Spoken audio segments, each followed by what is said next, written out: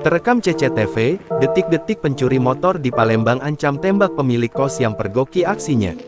Seorang pencuri motor di Palembang, Sumsel tak segan mengancam akan menembak pemilik kos yang memergoki aksinya, Senin tanggal 8 September tahun 2024 sekitar pukul 4.16 waktu Indonesia Barat dini hari. Berhasil membuat pemilik kos ketakutan, pencuri motor itu berhasil membawa kabur targetnya. Tepatnya aksi pencurian itu terjadi di sebuah kos-kosan Jalan Kopral Umar Said, Kecamatan Ilir Timur I dan aksi pelaku terekam CCTV.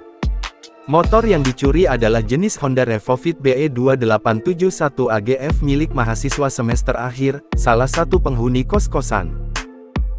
Terlihat di rekaman CCTV, mulanya pelaku berjaket merah mengendap-endap masuk dan merusak gembok pagar kos-kosan. Ketika masuk dan hendak merusak kontak kunci pemilik kosan memergoki yang membuat pelaku kabur.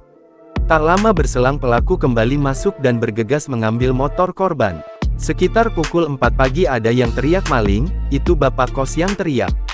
Lalu ibu kos mengetuk pintu kamar saya, baru terbangun ternyata motor sudah tidak ada, ujar Dandi pemilik motor saat dijumpai, Jumat tanggal 13 September tahun 2024. Dandi menceritakan, pemilik kos sempat memergoki aksi curanmor yang dilakukan. Namun pelaku mengeluarkan kata-kata yang mengancam sehingga membuat pemilik kos ketakutan. Pelaku diduga berjumlah 2 orang.